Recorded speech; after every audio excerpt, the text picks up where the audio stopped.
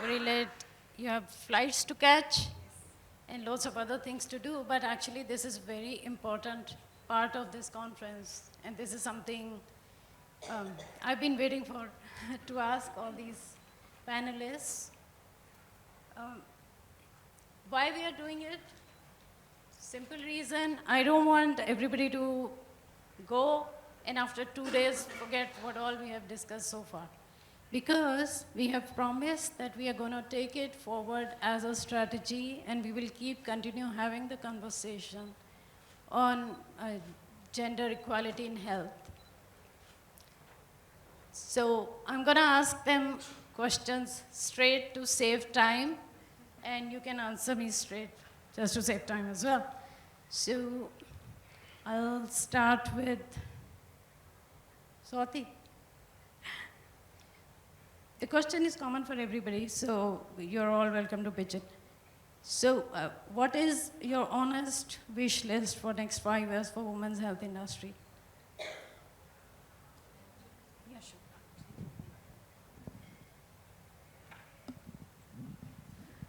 I think my honest wish list would be that more and more entrepreneurs and VCs come forward to build in this space, to support this space. Like I was talking to a couple of co-entrepreneurs that we have to create the market today, right? All of us put together. So I think that would be the top of my wish list. And if there is a second that I can sort of say, I would say that I'd want us to have a little bit more research on how women actually, behave across age groups. Today, whatever we are doing is, like some of these, esteemed speakers spoke about, was more gut. What do I think these women would want, right? What do you think these women would want? Because not much research in various spaces has happened, especially in India. So if there is a little bit more focus on actual research, working with the academia, as Paro had mentioned, to really understand, I think it'll empower founders like me and the others to build stronger systems which are, more lasting, have better health outcomes, which have better uptake, which are more convenient as well as affordable in the long run. Okay, thanks. Thanks so much. So I'm come from the public health field. I'm a public health professional, and I've had the opportunity of having Dr. Reddy as my boss for 4 years. So I come from a health for all perspective. I come from representing those or figuring out how we can reach those in a very huge and diverse bottom of the pyramid. We've all spoken today that our goal is to reach 50% of the population who are women and whose health needs we can cater to. But many of our solutions are actually focused on less than 5% of those who are educated and who can afford access to these services. So here are my top 3 wish lists, given my perspective. One is that how can we ensure that the fantastic innovations and femtech innovation that are happening in the country, how can we figure out how they can be applied to women, girls, and other people with menstrual cycles and needs related to women's health at that bottom of that pyramid, which is huge.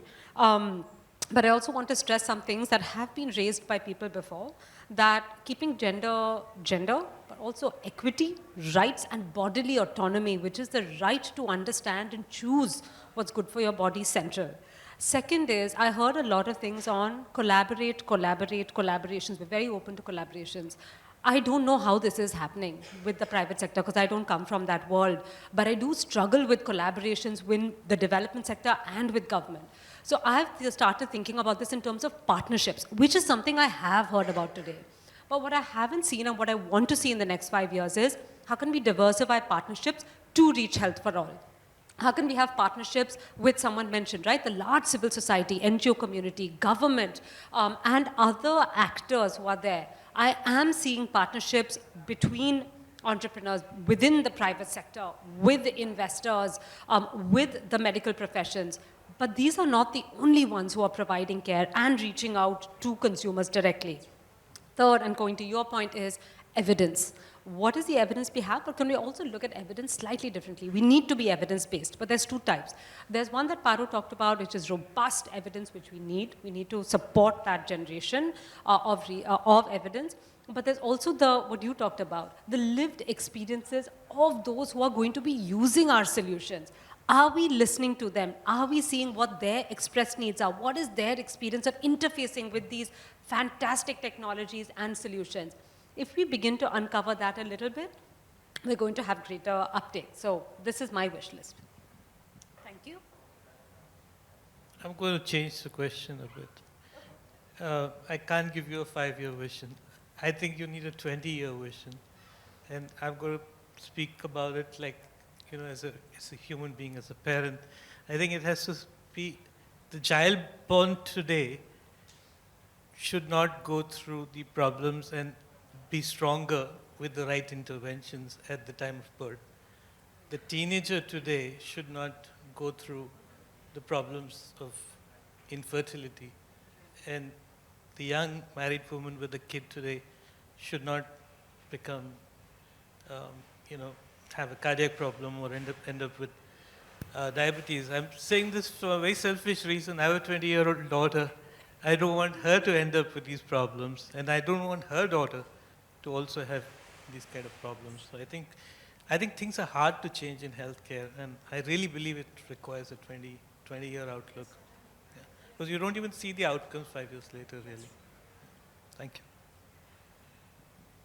I think a lot of it has already been said, and I'm right now in this panel in the capacity of being a student, really. The only thing I could probably add is a word you used, but in a slightly different context, which was outcomes. So what has happened in the digital health context is a lot of companies, we've heard a lot of it today, which is just newer and newer apps coming in. But what we'd really love to see happen over the next 5 years, 20 years, and till eternity is a lot more ownership of your care delivery, the ability to say that we can influence outcomes and show it measurably every time you're coming out in the market. And that is something we're unfortunately seeing is very lacking today. That's the only thing I probably, in addition to all the other things that is probably. Very nice. I think I'll just qualify what I said, and I'll say in 5 years, we can build the foundation for what we want to achieve as outcomes in 20 years. Thank you. So my next question is that what is an important community or an audience or a stakeholder which is right now excluded from the entire conversation around women's health industry? And what are you specifically trying to do to include them? Because I know quite a few of audiences. And how it's really affecting negatively that exclusion of these people. So again, we'll just... So I think it's a great point, Anu, that you bring. I mean, you can't build anything unless everybody, the whole village basically participates to make it work. So I'll go from the micro to the macro level. I think if I look at individuals, I would say men have to be included in building women's ecosystems. I mean, I truly believe that if you're building a women's health company, there should be at least one woman. Because the man may not be able to understand, what are some specific problems, and these are lived experiences, like she was mentioning. But I think you cannot build, I can't run if my husband isn't as supportive as he is, I can't be a good mother, leave aside being a great CEO, right? I think we need to support each other, and he can't be a better leader unless I support him. So if we want to build femtech, I think men and women should have equal representation. It shouldn't be 90% female founders. It should be a 50%, 50%. Every company should have leaders that are both men and women, so that's the micro level. I think in the macro level, I would say that we need companies to come forward.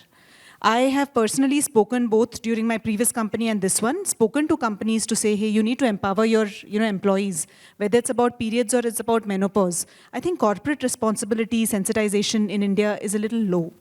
People want to just check the box and say, hey, CSR initiative is done, like the fine lady had sort of mentioned. I think that's true. It can't be a CSR initiative. We are 50% of the population, so you need to really take care of us. We may be 50% of the population, but we are actually doing 150% work, because if we are not healthy, our male counterparts are not going to be doing as well.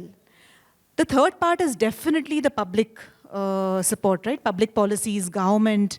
It's nice to see the beti bachao, beti badhao, but there are so many other problems that we are facing. It's not just about saving the or female feticide. There is so much more. So I'd say these three things. It has to be inclusive. Hopefully, the next conference that we have, we're at least able to solve the male problem, and then go forward. Great points. So 3 stakeholders for me, again from a health for all and bottom of the pyramid perspective. One is, who are our users and consumers, and are we hearing their voices? There are certain things which maybe like parenting apps, which we may say that are not, we're not at a stage that we want to reach those who are low income. But there are other issues like menopause, like menstrual disorders, that we do need to reach everyone. But do we know their experiences? There's very little research. If I've looked at the menopause research in India, we don't know anything about rural India. We don't know about low-income women living in slums. We don't know. So one is we need to, one stakeholder is, of course, users, consumers. I don't like the word patients, but users and consumers, fine. Second is that, especially for innovations like what Sanya talked about, what Swathi talked about, now they are using the frontline workforce, whether they are youth, whether they are Anganwadi workers, ASHA workers, allied health care professionals, whoever they are, who are on the ground, or in the case of NGOs, we have a lot of frontline workers. Now, if they're the ones who are going to be using apps to reach communities, using these health technologies and innovations, then we are not engaging them in the conversation. We don't understand their interface with that technology and how they're using that to engage with the community. So let's start engaging them. And the third with you is that government, and government for 2 reasons. One is there is an opportunity to scale. They have an interest and are willing to invest in health technologies and in digital health technologies. And secondly, there is a huge need for increasing efficiencies of government health programs. And here again, I think that we need to engage them, partner them. I understand they move slowly. I've been working with the government for 10 years, but I've also seen good examples of where you have an interested IAS officer, district level, state level, national level, they can move the needle. So let's bring them into the room when things are taking off now, so that in 20 years' time, they're going to be on this panel and talking about how they have positively contributed. That's absolutely fantastic. And I completely agree with that. I actually personally wanted to bring loads of ASHA workers to this conference because they are really... recently there was a case that they were asked to start using an app. Yes. And what they ended up doing is they couldn't use the app for various reasons. And because they couldn't use that app and fill in that information they were supposed to fill, it was assumed that they were not working, and whatever 3,000 rupees salary they're getting, they never got it. So that was like a top sort of forced decision on using an app, and most of them cannot because they say we have prepaid mobile, we only put 25 rupees in a everyday bill and whatnot. So ground workers, yes. I'll pass on to Bharat. So in healthcare, we have a lot of stakeholders. We have traditionally payer, provider. Then you talk about the government, and you talk about pharma companies and medical devices. And I say these are all imagined. They're all fictitious entities. The real entities are just you and me, right? There are no such entities really. We have dreamed these entities up, right? So my take on this is that the stakeholders that need to be involved are the human beings, right? And I find it very difficult to explain it to various stakeholders that, please look at it, and I try this very often, is that when you're doing a research program, if you're going to do some kind of a device which is going to be used or something that's going to be intrusive, would you do that to a family member? Or I ask a hospital CEO, if your friend was coming for a cardiac stent, would you make him go through the thing you're making them go through now? And I know it seems like a very stupid way to approach the problem, but I've seen it work. People just wake up. And I think we just have to look at everybody as human beings. But if at all there is a very important stakeholder, I think it's what is closest to the human, the community around you, the family around you. I think the main difference is going to come from there. I'm sorry, a little long, but I wanted to say one more thing. Healthcare, right? Where is the care? And who cares? I know WHO had this statement, right? Does the state care for you really? Actually, in today's world, nobody gives a damn about you. So the only way to solve these problems is by people who care, right? And they're people who are close to you and mostly you yourself, right? So I think that will be my take. Sorry.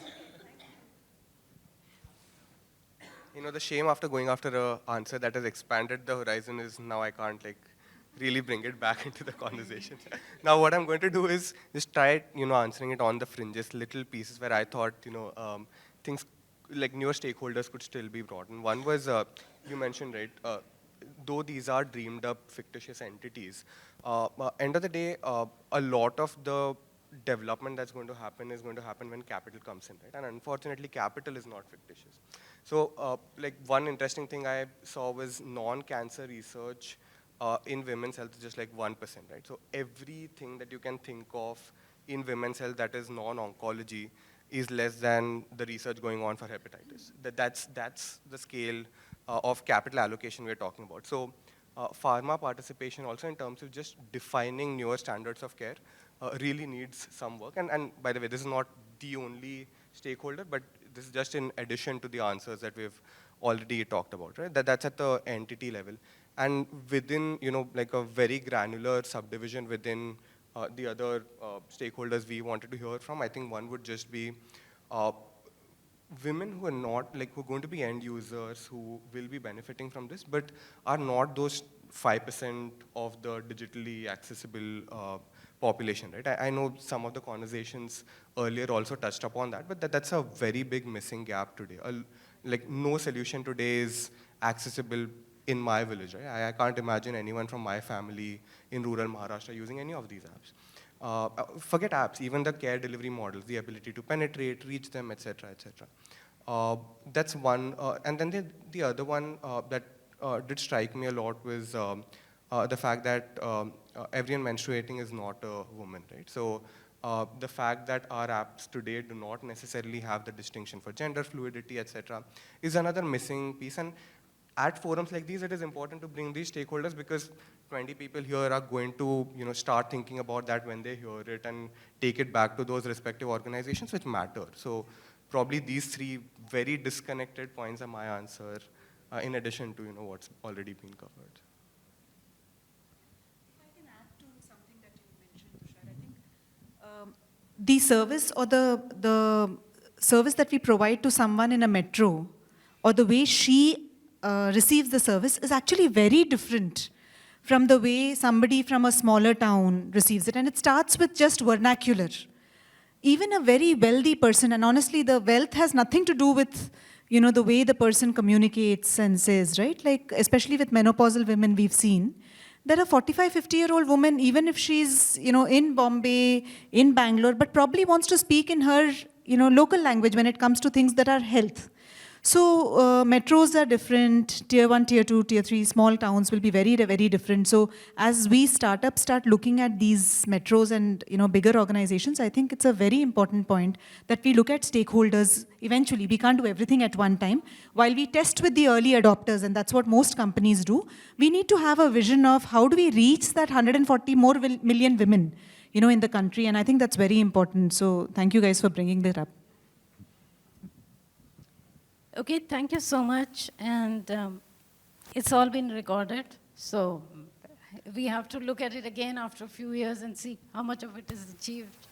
My next question is, who are your most important stakeholders in the space where you are sitting right now, wherever you are? And what do you want from them? What do you want them to do more to really grow the women's health industry or support the women's health industry? Where I'm sitting right now, I want more money. So yes, VCs are my most important stakeholders.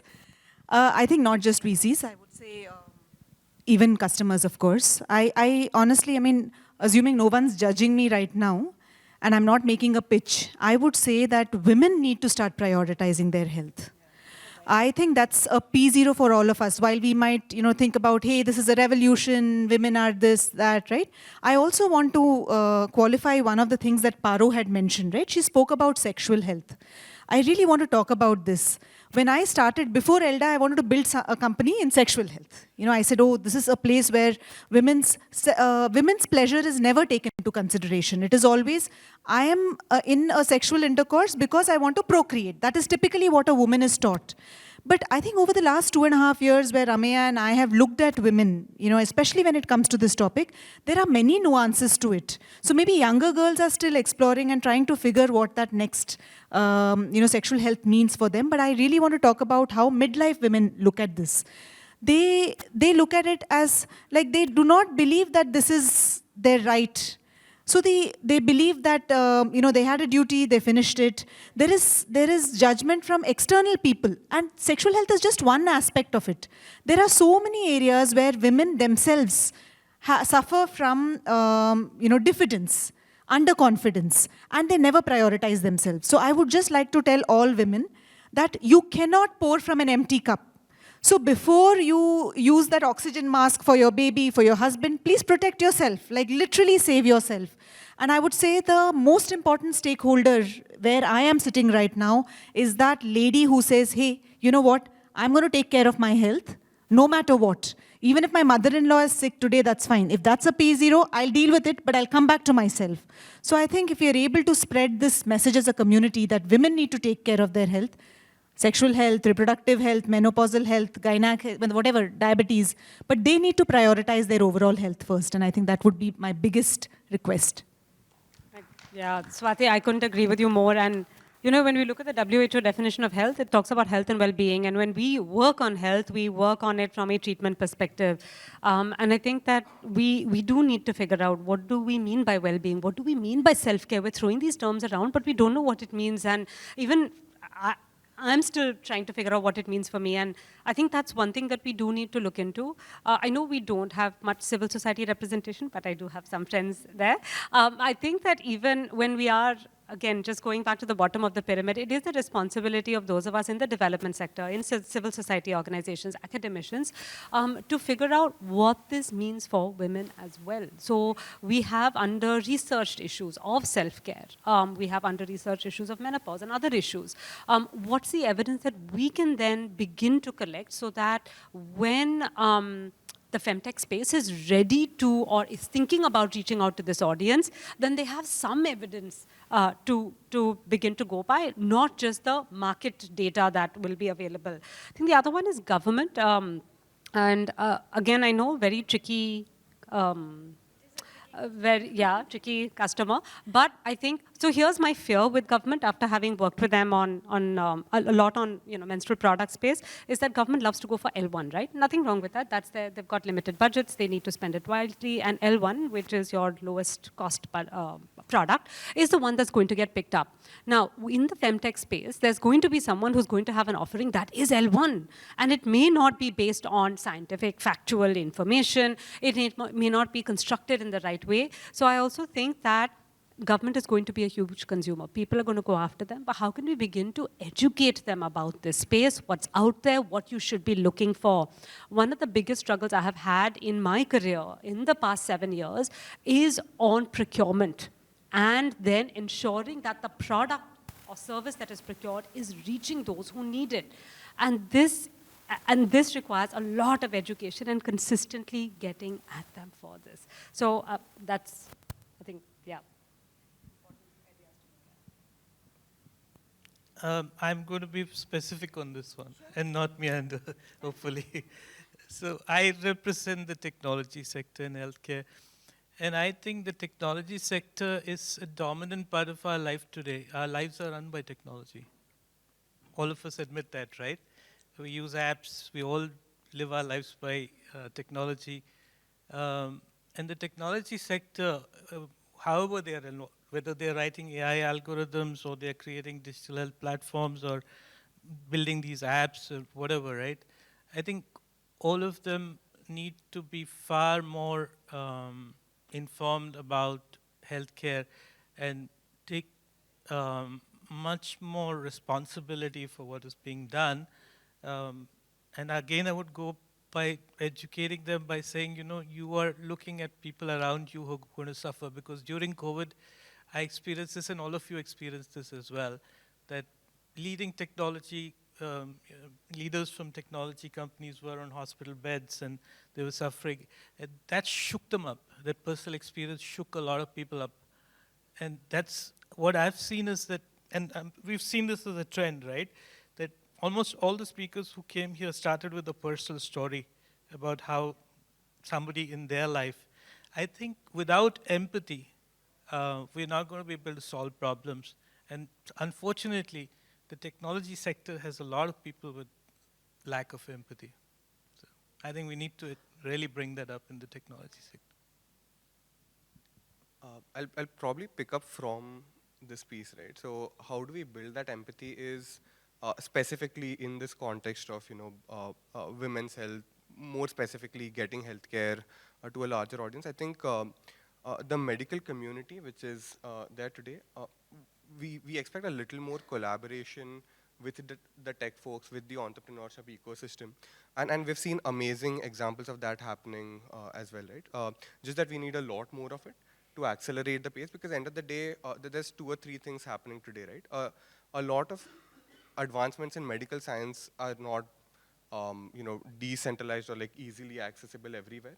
There's a lot of continuous education required, lots of teaching the teacher systems required within the doctor community as well, which unfortunately, if it does not penetrate and reach every doctor that's prescribing or every paramedic that's prescribing, end of the day will lead to loss of diagnosis, delays in diagnostics, so many delays that we see lead to complications today, etc. So a lot more coordination is required on that front, right? So that's the one place where technology can be leveraged, technology can be used today. So, and the other aspect of it is exactly from the view that you saw, right? How do you build empathy? Because the doctor community today, a doctor, he or she is the best equipped to pass on that empathy because they've understood it from like every single aspect of the care journey, right? So how do you ensure that you get an entrepreneur, you get an investor, you get a tech coder on the same level? So just that would be like one stakeholder for me. And then the other two is we've spoken a lot about how women should come out themselves, seek care, etc. But uh, this language itself that, and by the way, at the risk of sounding, naive, the truth is very few women have gotten access, let's say, and by the way, in general, very few people, right? It's just 10% of us who are on, Instagram and in these top 8, 10 metro cities. These conversations are not happening even in like Nanded or anywhere, right? So how do we ensure that they get access and understanding to this? And that's where I do feel that the government is like a primary stakeholder. One very interesting data point I remember today, after probably like 6 years, was, and probably ma'am would know a lot about this one, was first year data of Ayushman Bharat when it was released. It showed that almost 70% of the utilization of free benefits that the government is rolling out were only for men. And the packages which are available for cesarean section, etc., were just not utilized, underutilized, just lying there. I am panelment. Exactly. Hysterectomies were happening for men. When the data was it's a fact. They found it in the data. So, and yeah. So just the awareness that needs to be built up on that level, right? So that you're educating people of even the benefits, the conversations that have to be had. And here, your first point applies. Probably this is the first 5-year goal, so that we eventually get the 20-year goal of, making that number 50-50 maybe. So yeah, I'll probably talk about just these two. I just want to add one more point. One thing that a lot of people have ignored, Sanchit said this point, right, that women have this additional dimension of problem, which is hormones, right? First of all, hormones are there with both, right? But is it, I mean, just look into it a bit. Is hormone really a problem? I think, I'm not a doctor, but I spend a lot of time with doctors, and I've realized that we really need to reimagine health. And I'm not saying this from a cliched point of view, and women's health as well. Because if you look at longevity, it is pretty much documented that women live between 5 and 10 years longer in any country, right? With the same health system and everything, right? What is the secret? I think it's actually the hormones, so don't blame them for it. This also goes back to your point on self-care, well-being, and how you can have that balance in hormones. It's when they go out of whack that's creating. See, the other thing is, I think the question is not about longevity. I think it's the quality of life. It's not about how long you live. And I will quote my dad, he would tell me once that when he would meet a thyroid patient and he'd ask her, how are you feeling? She'd say, I'm feeling very good, doctor. Then he would ask her again and again, get your test done, test kara ke aao. She would not do it. But when he would actually treat her, and then he would ask her, how are you feeling? She'd say, Dr. Saab, pehle to I was, really suffering.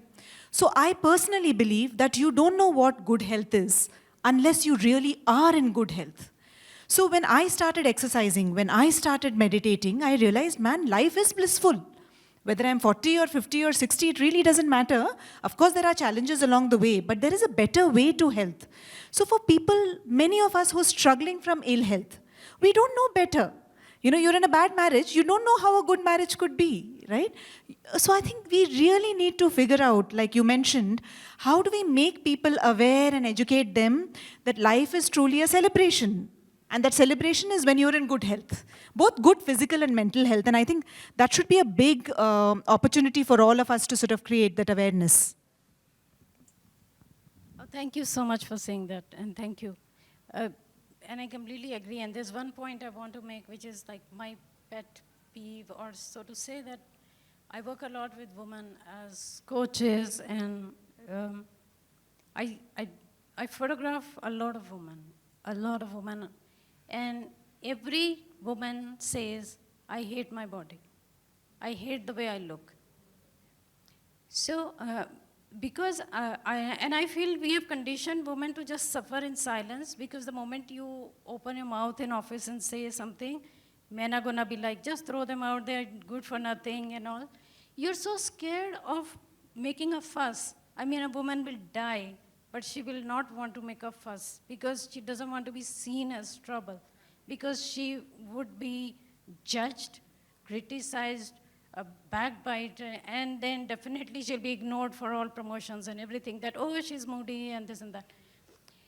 And what you're saying is true, and women have to voice it, and we have to start working on not saying, oh, this bottom where you're lying because of your period pains or whatever is your foundation, because we have not really shown them what is a normal. So yes, and that's something, yeah, okay. I came up with a statement based on the discussion. Women deserve a life, first of all, and because we sometimes don't even grant it that, and women deserve a better life and a more healthy life. I think if we can sort of move towards that. Thank you. One question, and the first answer you get, if there's one thing you can change about women's health industry, like right now, what that would be? Is it one thing and I got tensed? What I'd like to change about women's health industry. Yeah, I'll actually steal from Bharat's answer, right? I think empathy is definitely lacking. It's lacking at home. It's lacking at work. It's lacking with our, doctors, service providers, subject matter experts. It's lacking in the government also, I would assume. And I do the same thing, Bharat, that you told. So if you look at our vision statement or our mission statement at Elda, I tell my team members that don't treat our customers as customers or kings or queens, right? Because they'll be unreasonable, you'll still be okay with it. They will be reasonable, and then you will try to lie to them just to get, some package sold and stuff. You treat them like your sister, your mother. You'll never cheat them. That is when empathy comes. So I think it's very important, and that's been my North Star for the last 10 years, that treat people with empathy, especially with health. So I think that is the most important thing. If you have empathy and, of course, real science, you can't just sell anything that you want to sell. I think the outcomes will come. So focusing on health outcomes is key for a healthcare industry. You could have 100,000 customers. They can just come to your app and say something, do something and go away. But that's not sustainable. That's okay for a product that you're selling. You know, you sold them a lipstick, they come, they'll tomorrow buy a handbag from you. But I think what's most important with healthcare is that you build trust and they're discerning. So for healthcare, if you need health outcome, it has to come with science, scientific care, and empathy. So I would say these are the two things that are most important in a healthcare industry. But Bharat would know better. He's been here for much longer than I have. So I think taking off from that is also the issue of ethics. The word was not used today, but I think it came across very strongly, especially when Paro was speaking. And I think this is something that we need to figure out, what does ethics mean, especially in the healthcare space? What do issues of, this whole thing of informed consent and understood consent, what does that mean for everybody? We've also used the terms gender, we've used the term equity, but I think that these are large terms, and if we're going to be using them, I want us to also deconstruct them and say, what does this mean in practice? What does it mean in the development of these innovations, in these applications? What does it mean when we're transacting them with individuals who are going to be engaging with this? So I think for me, that's the issue of ethics, the issue of what equity really means in healthcare, that's critical. I think, Anu, you're already doing it. Sensitizing men is the biggest intervention required for women's health. From somebody who was little more sensitive than an average man, I probably thought, I've done well, but listening to all these conversations, I know I've failed so many times with my mother, my sister, my daughter, my wife.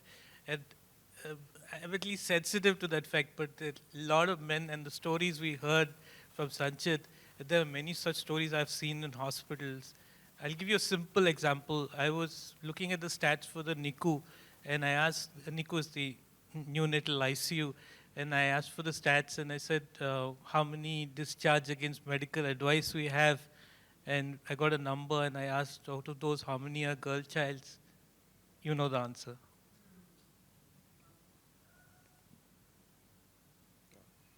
So you had shared this question, right, Anu? And I was discussing with Vedika. I think some of you probably have interacted with her. So she's my colleague who's in Delhi right now. So she gave a very simple answer. I'm just going to steal that. She said, root of all the things that you're trying to say, right, it's destigmatizing, right? I mean, that's the one single thing that's required, and it'll solve all the problems. So, a lot of things we mentioned about workplace, the comfort to come out, raise the concerns, like you said, will that be seen as a reflection on my career, etc. All of that is just related to the onus being put on the workplace to make it comfortable for you. Like as simple as menstrual leaves to maternity benefits. I know we spoke about that. The same is the government point that we were talking about, right? How do we ensure that they're the ones coming in, communicating, making it comfortable for everyone? So every way you look at the problem, destigmatizing is definitely like a major component at the root of it somewhere. So that's, I mean, if we had a magic wand, that will probably be. Yeah, a lot of people joked with me, what do you know, why are you attending a women's health conference? That itself was a stigma, right? So, I think next time make sure there are many more men, everybody gets their brothers or husbands along. We actually got asked that a lot, and Jaya is sitting here. We actually got asked that question a lot, that is this only for women or men can also come and register? And then I actually put pictures of Bharat and Sujit and everybody with saying that it's a conference, women's health conference, it's not for women. So that's the level of kind of awareness we have to build, and we will build. I have no doubt about it. I just want to share one thing personal, sorry. My daughter has PCOS, and I learned a lot about it in this conference. So I think we really need to remove the stigma, because even in an educated, she would talk to the mom more than she would talk to me. So I only know the whispers, I know only the little bit about it, right? And in this conference, I was able to at least, I need to go back and talk to her about this. nothing really much to add, but I had this exact same feeling. So, we run these internal theses when we're investing, etc. I knew there were whispered conversations about my mom having fibroid removal surgery, etc. But I had no context, and now I'm this expert because my work demands me to do that. And that was a very shameful situation to live with, and then realizing that there is a lot more to be done at the personal level in the house than at the professional level. So. Well, thank you for saying that. And that's a very big realization. And as Swathi said, that, probably we couldn't support our mothers when they were in menopause because we were ignorant or we didn't know what's happening. And I also have that regret that probably I just thought, oh my God, she's forever shouting. And, guys, realizing it means that now they have learned it and they're going to pass it over, because as we all know, that men talk to men, they listen better, I guess, or at least in some scenarios, correct? I have one request. Please edit out the part where I said about my daughter, because I should not have said that without her permission. Yes, okay, fine. We will do that in the recording, for sure. We have a VC in the house. Anybody who has any questions? I have a special question for Tushar. On behalf of everybody who is in Femtech, thinking of going into Femtech, have stars in their eyes and they want to start a startup, how do you look at them? What will really accelerate the growth of women's health industry, and what can we all do to get that push out of the VCs, which everybody has been hoping for or wanting for various reasons, whether it's for launch, whether it's for seeding, for scaling, for growing? So, lots of disclaimers before we start, okay? So, this is a very misunderstood industry. I don't think, the very fact that you think I'll have a singular answer makes it feel as if there's knowledge arbitrage. There isn't. So every time there's a new opportunity, we have to go back, read research papers, try to understand the space from scratch. So we're just trying to learn as you are. It's an industry where you need one VC to support you out of 10,000, right? And they make mistakes all the time. I think the only things that get discussed in every meeting are, oh, we passed this opportunity, ha ha ha, now they've raised, now we look like fools. So that's the only discussions that we have every time we meet another one from the industry. So just want us to keep all of these points in mind as we discuss this, right? So of course there's these frameworks, etc., that we have, market sizing, etc., etc. But end of the day, I think very specific to healthcare, and because we're a healthcare-focused fund, trying to build out a very specific thesis over the last 2 years, the things which separate us from, the evaluation criteria where we put a lot more emphasis is two things differently. Apart from all the other host of factors. One is how much of the care delivery does the company own? So we don't need another aggregator. We don't need another interface that is connecting me on the back end to 20,000 suppliers. Right? These marketplaces have been there for a long time. I think tomorrow, if someone wants to start another one, they just have to take the wireframes from existing Flipkart or someone and build another one. But there was this interesting study we keep doing on our databases, etc., internally. So of the deal flow is the number of companies we've seen, 60% companies are in the business of marketplaces or aggregation of one service or the other within the digital health ecosystem in India. Now what happens because of this is you're not able to control the quality of the care that is being delivered. You're not bringing any newer innovation except for bridging the demand and supply. That too even for the urban folks where supply is very nicely sorted. You get 20 recommendations for a doctor to connect with, for a therapist to connect it. So sorry, I spoke for a long time. Synthesis of that point simply was owning your care delivery. And then the second thing is a lot more focus and emphasis on clinical outcomes. Now, not every condition would necessarily have a measurable outcome, right? That's the first question we get. Hey, like for example, mental health, right? I mean, there's no way to like go and talk to every single person we've spoken with and see how exactly has the condition improved over time. So there are ways to, looking at that, there are ways to like engage in trials, etc. For the simple reason that we're looking at tech-enabled services for a reason, right? When we created this so just to understand VCs, we create a particular thesis, present to the people who are lending us the money, saying this is the way we believe an industry will evolve. That's the reason your money would be put to good use and will give you returns. And the simple thesis in tech-enabled health services, which is not true for, let's say, investing in hospital systems or pharma for us, is saying we'll be able to achieve scale faster, right? And if we want to send a solution out to 500 million women or like a billion Indians, we need to be sure that it works in smaller groups. It works significantly well, and it's a very high delta impact compared to the standards of care that currently are.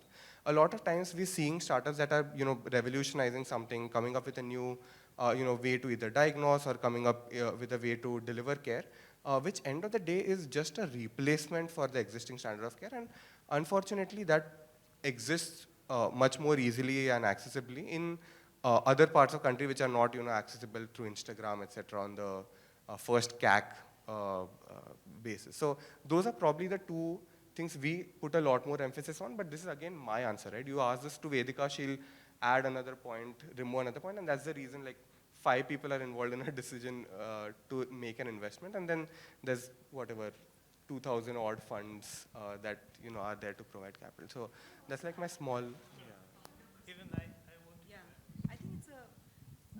I think it's, I mean, I've personally worked with many investors. I've pitched to many who've clearly rejected and said in my, so many companies that I've pitched for, some people clearly say, hey, this is not going to work because we don't believe, there is no thesis. We don't have a thesis or an hypothesis. So I personally feel that having pitched so many times, I keep telling my team also, let's pick up investors that have a thesis in this space. They may or may not have invested in this space in the past, but do they have a thesis? Second thing is, I think, honestly, getting an investor on board is like literally marrying the person. Because it can become very difficult if you don't find the right investor. It can be beautiful if you find the right one. So just speaking to other founders to understand how their experience is, being very open, like both my investors that have put in money and Elda, I clearly told them that I will make mistakes. There'll be times when we'll feel the company is going to shut down. I need a partner for a long run.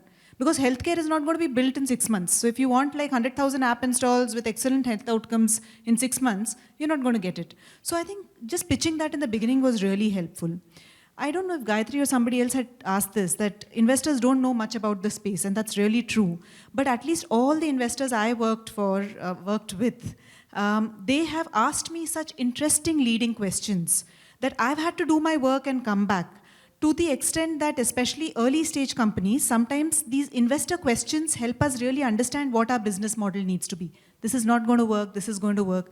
And especially a VC like W Health, which has really been in the healthcare space, can draw parallels and say, hey, I think in this space, compliance, like we've seen that compliance is an issue. What are you guys doing about it? So I do feel that VCs play a key role. They may be the co-drivers, they're not the drivers. So sometimes they give you directions, and great VCs basically give you counsel and just let you drive, the car. So I would, all the questions that we had in the morning, I think during that session are honestly getting answered by what you've said, which is there is honestly a space where the VCs can direct you and tell you what needs to be done, especially in healthcare, it is health outcomes. What are you doing differently? Because if you're not owning the entire care, then what are you doing, right? So I think these are also questions we try to answer in our respective companies. Can I add something? Yeah, sure. Yeah. So 2016, when the Startup India was launched, I have written an article, 5 mistakes that entrepreneurs make when raising capital. One of the biggest mistakes is trying to raise capital too early. And this also ties up with what I said about, it'll take 20 years to revolutionize healthcare. Actually, the VC perspective is usually about 7 years, right? So they don't have such a long-term perspective, and they may not be seeing, the kind of things that you want to do. So my take is, especially in healthcare, don't do certain things Don't do this fake it till you make it kind of strategy.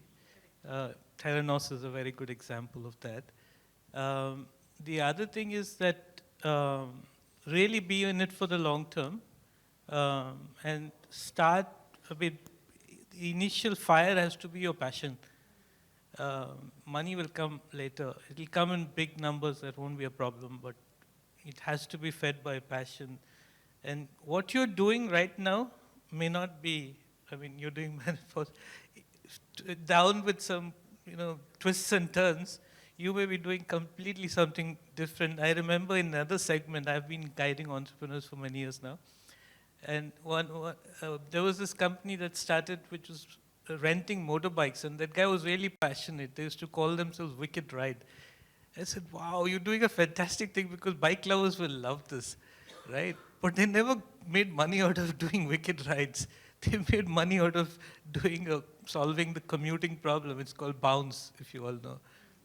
The same guys. So you start with passion and you may end up somewhere else altogether. Would you like to add something? Thank you so much. Thank you, Tushar, for taking that extra question from me, Bharat, and Swathi, Arundati. Thank you. Thank you very much. A big round of applause for our panelists. So I want to, hi. Hi. So I want to make a statement here, right?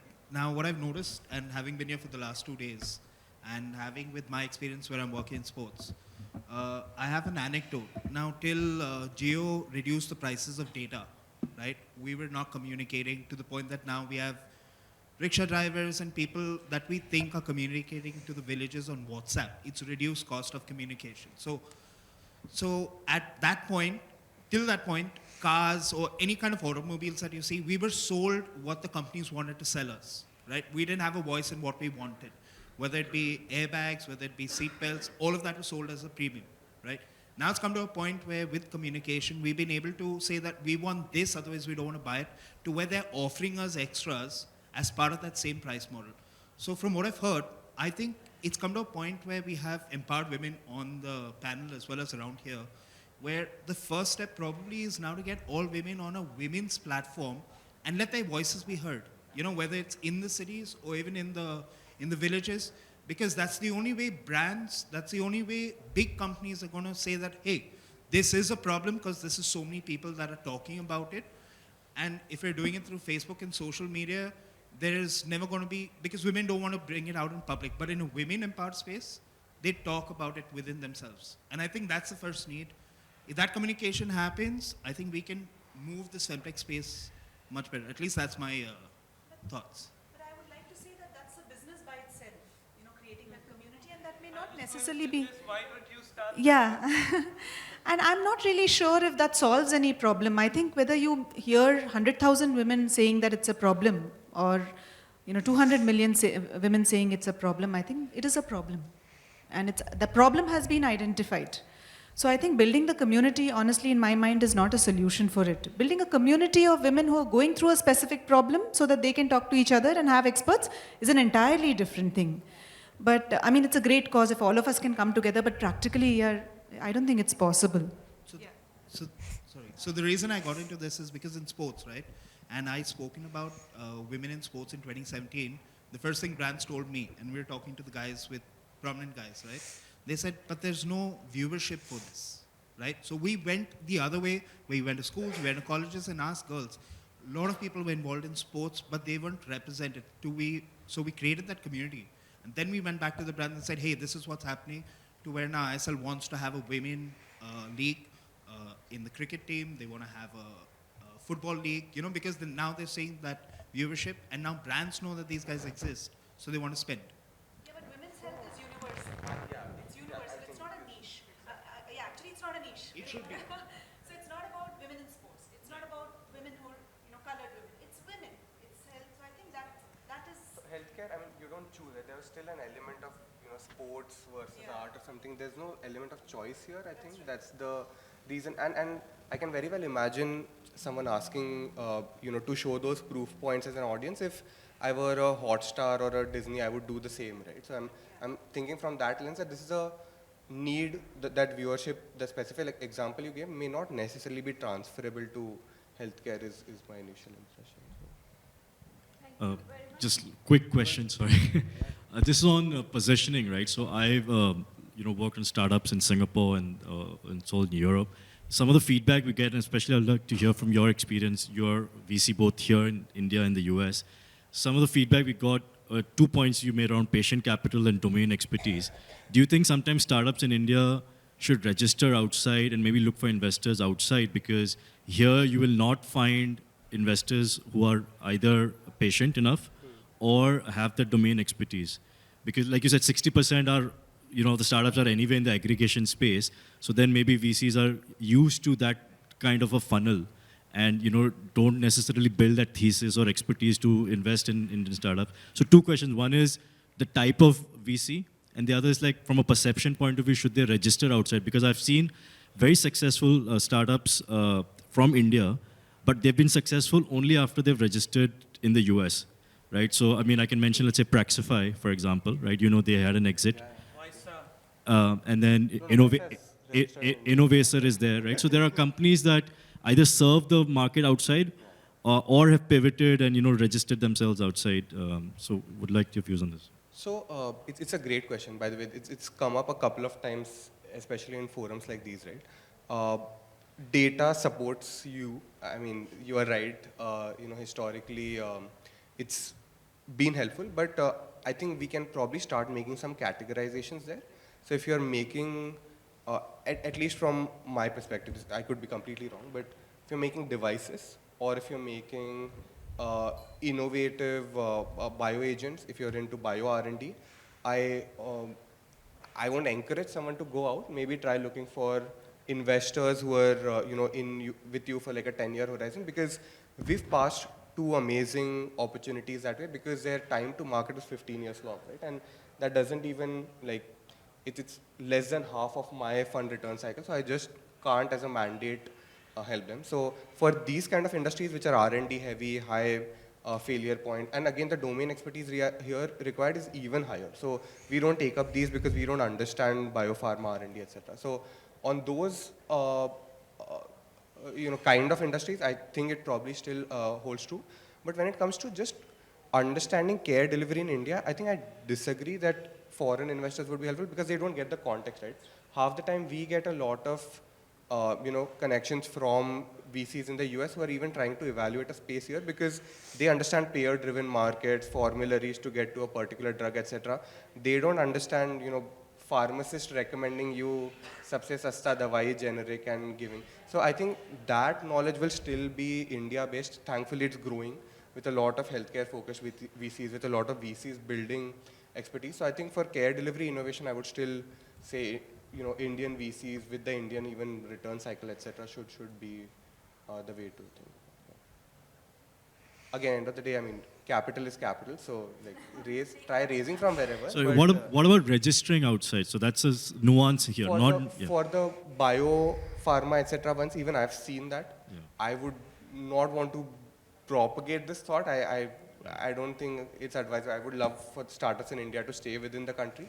I don't know if registering necessarily makes a difference. Right? You can have a sister concern, etc. So those things I don't think matter as much as having a VC who will be with you for that return. Sorry, I had just one couple of comments. So one, Bharat, Gera, you mentioned that women outlive men. So there is a recent paper from August that they spoke about, it is true, women do outlive men, there is data. But historically that was more because men went into war, men died because of many other reasons. And they have evidence that over time it's actually the gap is becoming much less and there is going to be a time when men are going to outlive women. So I just wanted to point that out because that's a very recent paper and I was surprised and it was interesting to read it. So that was one thing. And the other thing where you were talking about how the whole femtech, this one needs to proceed further and you were talking about empathy and ethics and lots of other things. I just wanted to bring in women research at different levels from the public. There's a lot of thing done in the public health space of gender equality and things, but also in the scientific research space, biology space. I come from a biology background. I don't remember anything being spoken about women-based research. Even now you're talking about hormones and the fluctuation in hormones and hormonal imbalance. There needs to be a lot more research, money put into research. I know it's not in the VC space right now, it's not in this one, but the government, unless we get this evidence, and if we present this evidence to a VC and say, there is research out there that shows this, then probably the VC will also be interested in furthering the research. Okay, we did it with 500 people, we want to now do it with 2,000 people, we need your money. There'll be more interest in that. And I think for that, the government needs to enable in some ways because they are the ones who fund the scientific research. But even generally, the science community also has to be part of the whole thing, along with and research in all forms, even public health. There's a lot of women's, again, all the stakeholders. The research there needs to be data for all this. So I'm wondering, actually, a link to this is that without research, you're not going to have the outcomes or the health outcomes that you want to report against. I mean, research is what's going to point us and provide those outcomes for us to then report against. So I think maybe that's one way that we can pitch it, that to drive investments towards research. Yeah, when I spoke about pharma as a stakeholder, right, in that the second or third question, that's what I was alluding to, right? When I say pharma, I was more alluding to the bio-research side of pharma, for the simple reason that 1%. But there's so much more research, right? Yeah. Pharma, like even scientific is no-brainer. Yeah. Because there is money put into pharma research because there is a revenue thing. Exactly. Yeah. This is beyond that. This is beyond that. God. Yeah. And I think the fundamental problem is nobody wants to put money into primary research in healthcare. Because we are still building data. There is no going to be steady revenue generation. So nobody wants to put money there. And I think without funding research, already women's research in any area is very, very negligible. It's almost non-existent. I just want to make a couple of comments here. I mean, everybody spoke about wellness. And there were a couple of speakers who did mention about fitness. That's another area where there's absolutely nothing for the woman. The entire fitness program internationally is built around the male anatomy, right? So it begins from there. So no money is being put into women's research, and there is absolutely very little that's put into women's health research. So I think we need to start talking about, I don't know if it's already happening, I could be ignorant, public-private partnerships, which will go a long way in a country like ours. And I think people like Arundati, Anu, Bharat, I think you should all be, voices of this. In 2 days, we did not speak about public-private partnerships. I mean, why are we leaving it out? There are enough examples out there in other domains where this has been a very, very, very successful model. And if we're saying we are so backward, why are we not using that strength, right? So, and this is just an observation. I don't know if I'm looking for an answer, but this has always been on my mind. Sure. And I think you already mentioned, right? If I were to go to a VC and I say I want funding for research, I can be 200% sure that I'm not going to get the money. So just last month, I was at a panel where there were researchers on diabetes across the country, which are going to be funded by a philanthropic project for doing research in diabetes. And believe me or not, in that whole panel, only one person asked, but what about diversity? And even then, it was not specifically mentioned women. Right. So when I brought it up, I later brought it up with the entire panel. And, yeah, yes, I mean, that's true. Even in that community, you need a voice. Yeah. So you need more voices out there. We need more voices. And the other observation that I'd like to make in the last 2 days is that, the more we are going to keep women's issues within women's organizations, platforms, aggregators, and so on, we're never going to bring it mainstream, right? I don't know why, because the biggest enabler for any of this to happen will have to be people outside of the women, because the more we are saying women have to be empowered, you're putting more responsibility on the woman who already is feeling so difficult to live her life, right? I think Anu has made it start. She dragged me into this conference. Yeah. No, I'm saying everywhere, right? In the families, why does the woman have to, voice Can I her? just stop you for 1 second because I know Swathi has a flight to catch. Okay. Yeah.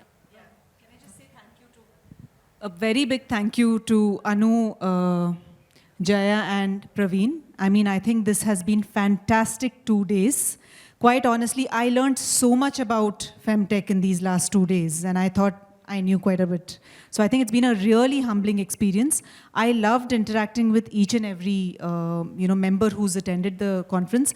I've attended a number of conferences, spoken in quite a few, but this just felt like an intimate conference where I felt like I knew everybody. So thanks to everyone for being a part of this, and I'm super excited about what we're going to build, Anu, and next year is going to be fantastic. Yeah? Thank you. Thank you so much, Swathi. It was an honor to have you with us today. Thank you.